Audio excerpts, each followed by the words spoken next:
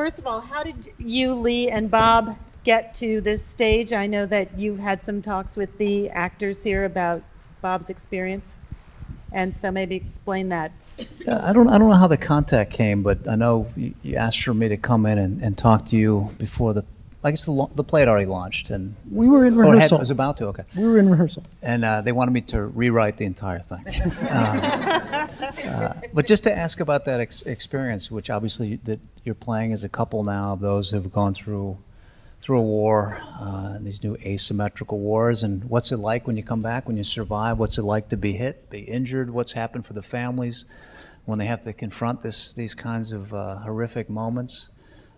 And how you get that recovery, and to see what I guess the idea was, what's it feel like, and it's not the accuracy of where you're playing this out, because it's written by someone who hasn't gone through the same kind of thing, but it was incredibly accurate, and just to try to get the ideas of, you know, how I guess how emotionally we'd feel, how we confront each other, how do we react with each other, and it was really it was a blast for me to come and talk to you about this. But it's kind of miraculous right there that I can even talk the story about it. Why didn't we get divorced? What, don't you? Lee, I would love you to talk about the toll it took on you, and what, you know, and you're part of that war also, right?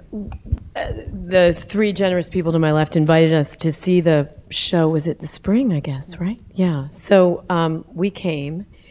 It was really hard for me to watch because Donald did such an amazing job of writing it, and you guys did such an amazing job of acting it. And Brian, you're me. I mean, we talked about that afterward. I don't have a penis, but it, you know, all of the emotions were the same thing. I know. No, I mean, I have so much to say. I don't know where to start, and this is an intimate group tonight. But you know, first of all, we are so lucky. Bob and I are so lucky. We are together. We have survived. Our children, our 4 children, have survived, and Bob has had a miraculous recovery. He's back on the air. He's reporting. This is not the norm, and in the wake of our good fortune, we started a foundation that helps other families, because in the hospital, as your character did, we saw so many who were not so fortunate. We have had everything at our fingertips. We are a blessed family, and ABC News acted as anyone would hope an employer would act. We had unlimited rehabilitation, we had security guards, we had private planes, we had things that, you know, all of a sudden we were thrust into the limelight, and still we suffered, and still we grieved. And I think what the play so accurately portrays is, even in the best of circumstances like ours, when we had all the resources that these young families and young couples don't have, someone is tinkered with. And Laura's character was tinkered with, and Brian didn't ask for that. He liked her just the way she was. Everything worked just the way it was. And the coming to terms with that for us has been really a 5-year experience. And we, I mean, I married the man that I love. I married my best friend. So there was never any chance that it's going to end in a bad way, unless he cheats on me with his fixer, which, you know, listen, there are a lot of lonely nights there. I'll do a Yoko Ono, okay? What I don't know won't hurt me. And, right? Can we say that now? It's like I got that. Yeah, got that Donald's open all door. over. I'm with Donald now. Yeah, that's what's happened here. You know, that will also be interesting about a play like this too, because you're talking about what do you think you were like before this happened? You know, and this, you almost need a part 2 that goes back to the time before this happened. You know? That go and, you know, backwards and see what it'd be like. It's really hard for all of us that have been hit to really understand fully how we have changed in times like this. Do you think your character, do you know who you were before? Are you well aware of who you were before?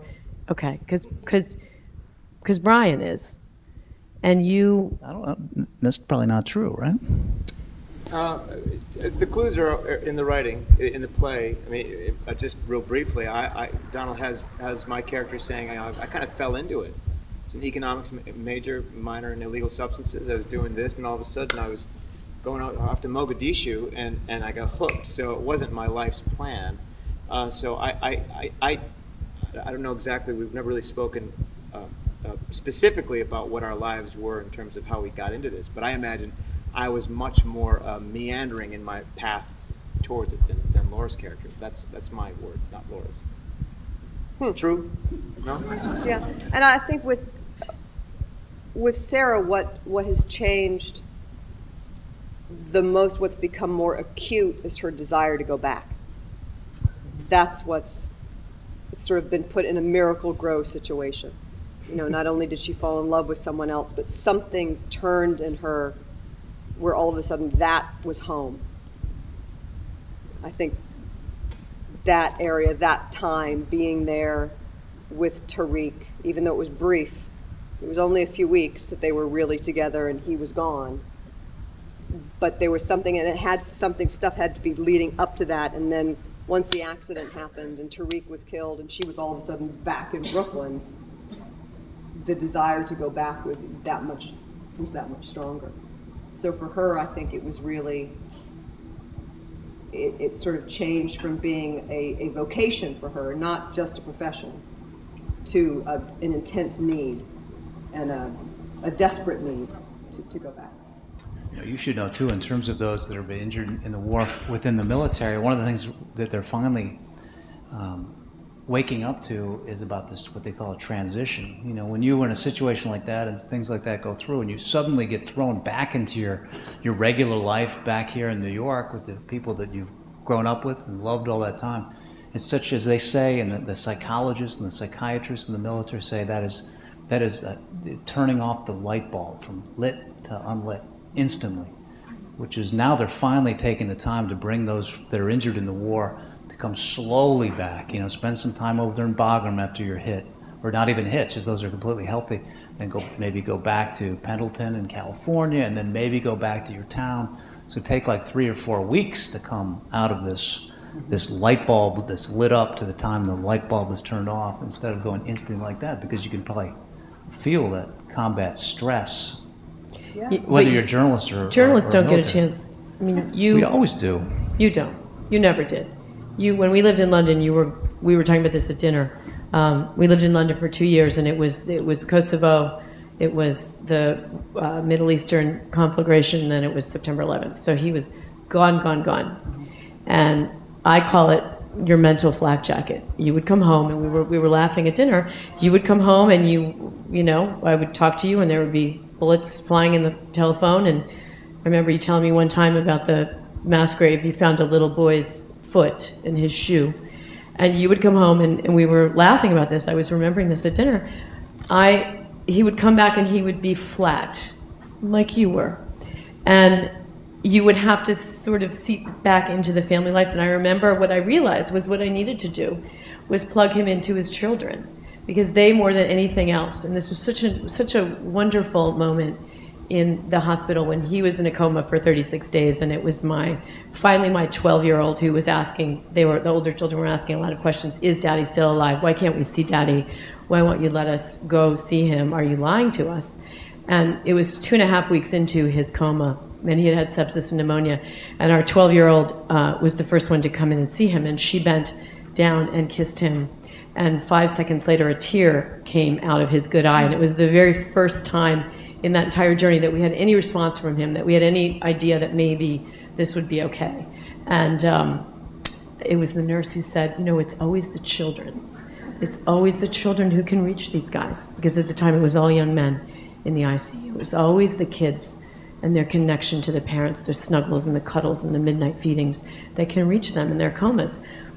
And somehow instinctively, when he would come back from covering wars, I was laughing because I remembered I threw him into a brownie meeting, where, with our then third grader, and they were sewing Paddington bears.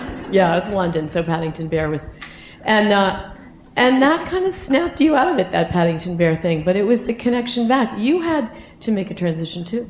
It kind of reminds you of, Hurt Locker. If you saw on the show, at the very end, he comes back after this horrific. He's obviously had this absolute addiction to this kind of place of hell. And he came back, he's in the grocery store at the end, he's looking around, no one's around, the music's on, he just couldn't wait to get back in. And there's always that feeling. I know that the little brownie, whatever you call them, is really fun with the kids, but I think it's the transition thing as well. I remember we came back from after 9/11 hit. We were living in London then. It was like 5 hours after that happened. I was on the BA flight, the last one that flew to Islamabad in Pakistan. For the next 17 weeks, I was gone. Lee was there with the 4 kids, all by herself. And I remember came back after hanging out pretty much with the insurgents, the Taliban, for all that time. It was before they started killing everybody. It was just more waiting to go back in Afghanistan. And I said, I did not want to read any newspapers or watch television, no news whatsoever. We took a 1-week vacation in Ireland just so we could hang out with sheep and drink Guinness. Yeah.